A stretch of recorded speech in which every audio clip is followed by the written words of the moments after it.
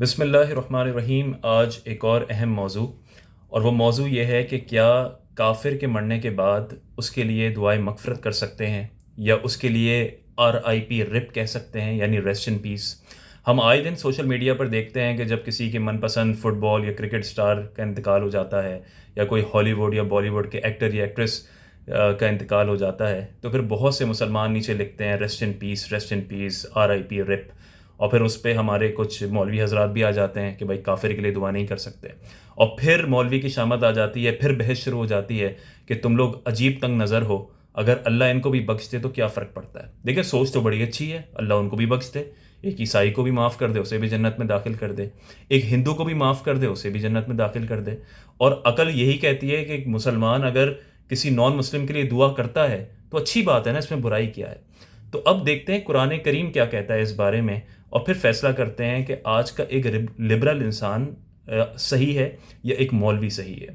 دیکھیں، قرآن کریم یہ کہتا ہے، سورہ توبہ آیت نمبر 113 اور 114 میں اللہ پاک نے ارشاد فرمایا، ما کان لنبی والذین آمنوا ان یستغفروا للمشرکین ولو كانوا اولی قربى من بعد ما تبین لهم انہم اصحاب الجحیم وما كان استغفار ابراہیم لابیہ الا عن موعدۃ وعدها ایاہ فلما تبین له انه عدو للہ تبرأ منہ ان ابراہیم لأواہ حلیم، کہ نبی اور ایمان والوں کے لیے یہ جائز نہیں ہے۔ دیکھیں، قرآن کریم کہتا ہے نبی اور ایمان والوں کے لیے یہ جائز نہیں ہے کہ وہ مشرکین کے لیے استغفار کریں، خواہ وہ ان کے قرابت دار ہوں، جبکہ ان پر ظاہر ہو چکا ہے کہ وہ دوزخی ہیں، یعنی مشرکین دوزخی ہیں۔ اور ابراہیم کا اپنے باپ کے لیے استغفار کرنا، یعنی عرفی باپ، اپنے عرفی باپ کے لیے صرف اس وعدے کی وجہ سے تھا جو اس نے ابراہیم سے کیا تھا، اور جب ان پر ظاہر ہو گیا کہ وہ اللہ کا دشمن ہے تو انہوں نے اس سے برات ظاہر کر دی۔ بے شک ابراہیم بہت نرم دل اور بہت بردبار تھے۔ اب دیکھیں اس آیت کریمہ کے متعلق حضرت ابن عباس رضی اللہ تعالی عنہما کیا فرماتے ہیں۔ آپ فرماتے ہیں کہ مسلمان اپنے کافر مردوں کے لیے استغفار کرتے تھے تو یہ آیت نازل ہوئی۔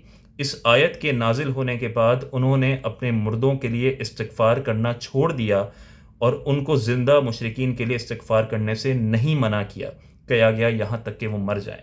یعنی اگر کسی کے والدین یا بھائی بہن یا کوئی بھی مشرک ہے، اگر جب تک وہ زندہ ہے تب تک تو اس کے لیے دعا کی جا سکتی ہے، آپ اس کے لیے دعا کر سکتے ہیں۔ ان کے زندہ ہونے میں استغفار کرنے کا مطلب یہ ہے کہ اللہ تعالیٰ سے دعا کریں کہ اے اللہ تو انہیں ہدایت عطا فرما دے، تو انہیں ایمان کی دولت عطا فرما دے۔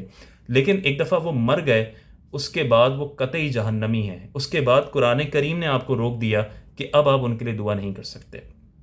اب مسئلہ یہ آتا ہے کہ بھائی کیوں قطعی جہنمی ہے؟ کیا پتہ اللہ تعالیٰ جنت میں داخل کر دے؟ عقل تو کہتی ہے بڑی اچھی سوچ ہے، کیا پتہ اللہ عیسائی کو بھی داخل کر دے۔ ہم کون ہوتے ہیں یہ فیصلہ کرنے والے کہ کون جنتی ہے کون جہنمی ہے؟ تو اللہ کا فیصلہ ہے۔ لیکن اللہ ہی نے قرآن کریم میں یہ بات ارشاد فرمائی ہے، جیسے کہ سورہ محمد میں، کہ ان الذین کفروا وصدوا عن سبیل اللہ ثم ماتوا وهم کفار فلن یغفر اللہ لهم، کہ بے شک جنہوں نے کفر کیا اور اللہ کی راہ سے لوگوں کو روکا، پھر اس حال میں مرے کہ وہ کافر تھے، تو اللہ انہیں ہرگز نہیں بخشے گا۔ یعنی اللہ تعالیٰ قرآن کریم میں یہ ارشاد فرما رہا ہے کہ اللہ کافر کو نہیں بخشے گا۔ اور یہ صرف ایک مقام نہیں ہے، کئی مقامات ایسے ہیں جہاں پر پتہ چلتا ہے کہ اللہ تعالیٰ کافر کی بخشش نہیں کرے گا۔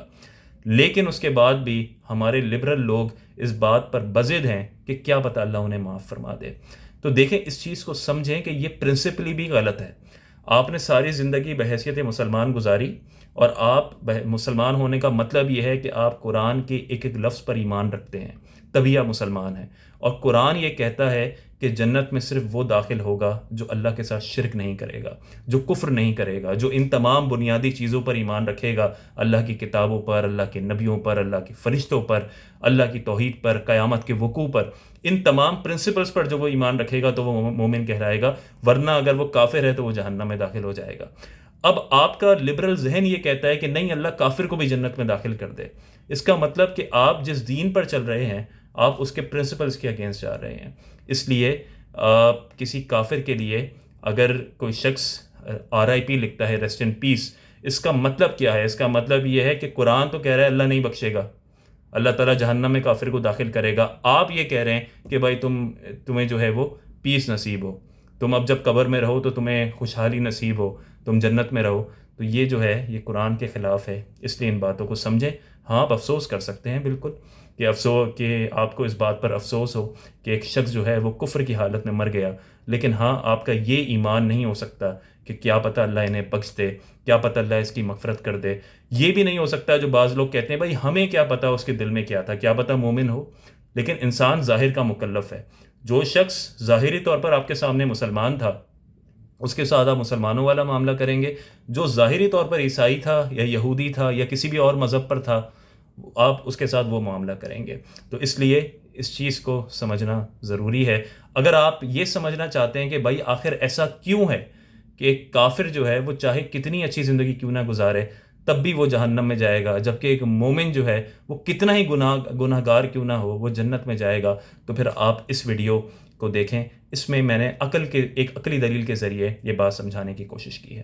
السلام علیکم۔